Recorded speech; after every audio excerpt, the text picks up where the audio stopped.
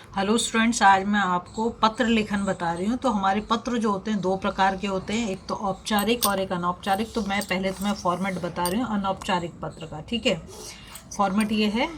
सबसे पहले क्या लिखोगे? प्रेषक का पता। प्रेषक कौन है? जो सेंडर है, जो लेटर लिख के भेज रहा है, उसका पता। ठीक है। फिर दिनांक। दिनांक हमेशा पहले डेट, फिर मंथ और फिर ईयर, इसी फॉर्मेट में लिखेंगे। संबोधन, क्योंकि अनौपचारिक पत्र हम अपने दोस्तों को लिखते हैं या अपने फैमिली मेंबर्स को लिखते हैं। जो आदरणीय, बड़ा है आपसे कोई पूजनीय, प्रिय अगर आपके साथ का है तो। ठीक है, भाई बहन है तो प्रिय लिख सकते हो, वरना माता पिता हैं या अंकल आंटी हैं तो आदरणीय पूज्यनीय लिखोगे। ठीक है। अभिवादन, साधारण प्रणाम, मधुर स्मृतियाँ। ठीक है। प्रथम अनुच्छेद मतलब जो पहला होगा कुशल क्षेम, कि हम यहाँ पर सब हम सब यहाँ पर अच्छी प्रकार से और आशा करते हैं कि आप भी अच्छी तरीके से होंगे। ठीक है। वो द्वितीय अनुच्छेद में विषय वस्तु मतलब कंटेंट। तृतीय अनुच्छेद में परिवार के सदस्यों का अभिवादन है समाप्त। जैसे कहते हो आपने पिताजी को पत्र लिखा तो माताजी को मेरा प्रणाम कहना, छोटे भाई बहनों को प्यार देना। ठीक है। हस्ताक्षर से पहले की शब्दावली व हस्ताक्षर मतलब अपना नाम लिख दोगे, दो पंक्तियां छोड़कर, फिर प्रापक का नाम व पता। नाम, प्रापक मतलब जो रिसीवर होगा, जो लेटर को रिसीव करेगा वो। ठीक है, उसका नाम और पता। अब आता है औपचारिक पत्र। औपचारिक पत्र का जो फॉर्मेट है वो यहाँ से शुरू होता है। प्रेषक का नाम पता, दोनों ही केस में आपको सबसे पहले सेंडर जो लेटर लिख रहा है उसका ही एड्रेस लिखना है और दिनांक लिखना। ठीक है। फिर पत्र प्रापक अधिकारी का पद नाम मतलब जिसको आप लेटर लिख रहे हो उसका, किसको लिख रहे हो, अध्यक्ष है क्या है वो, ये सब चीज़ लिखने की। अभी मैं एक एग्जांपल से सब चीज़ क्लियर कर दूंगी आपको। फिर आप विषय लिखोगे, किस संदर्भ में आप वो लेटर लिख रहे हो। संबोधन लिखोगे, महोदय या मान्यवर। ठीक है। फिर विषय वस्तु मतलब कंटेंट होगा।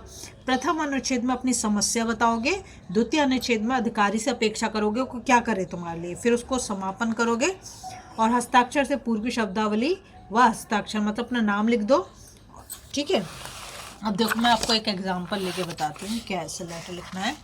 जैसे अनौपचारिक पत्र भी ना चार तरीके के होते हैं, कि एक तो होता है कि एप्लीकेशन डाल रहे हैं, एक होता है शिकायती पत्र होता है। ठीक है। तो देखो मैंने यहाँ पे लिया है, अपने क्षेत्र में बिजली की अनियमितताओं की शिकायत करने हेतु क्षेत्रीय विद्युत अधिकारी को पत्र लिखना। मतलब आपके यहाँ जो है लाइट टाइम से नहीं आ रही है, जा रही है या बहुत परेशान कर रही है, कई कई घंटे के लिए गायब हो रही है, मतलब पावर कट हो रहा है, सीधी सी बात ये है। सबसे पहले क्या लिखोगे? सेवा में क्षेत्र विद्युत अधिकारी, क्योंकि उसने बोला है कि क्षेत्र विद्युत अधिकारी को पत्र लिखना है, इसलिए ये क्वेश्चन से आपको मिल जाएगा।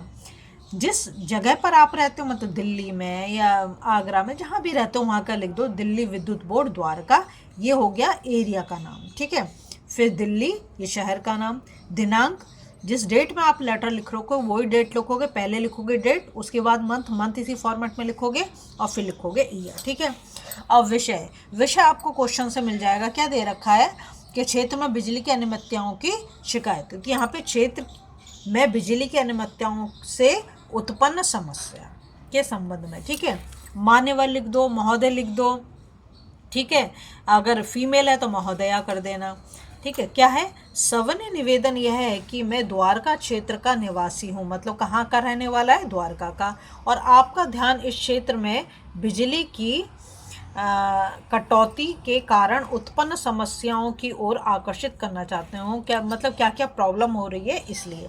द्वारका क्षेत्र में बिजली की समस्या ने गंभीर रूप धारण कर लिया है, कई कई घंटों तक बिजली नहीं आती।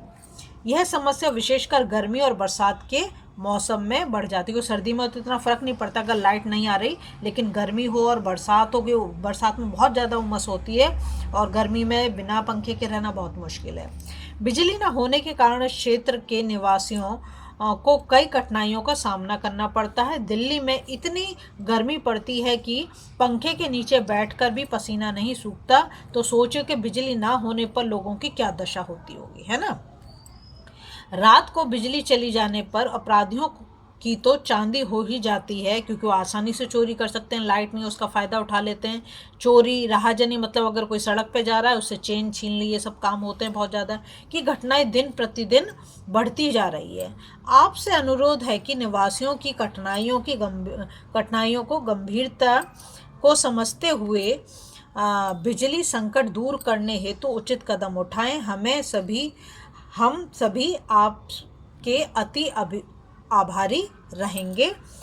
यहाँ पर लिखना चाहिए था से धन्यवाद, ठीक है। उसके बाद पूर्ण विराम, फिर भवदीय काकागा।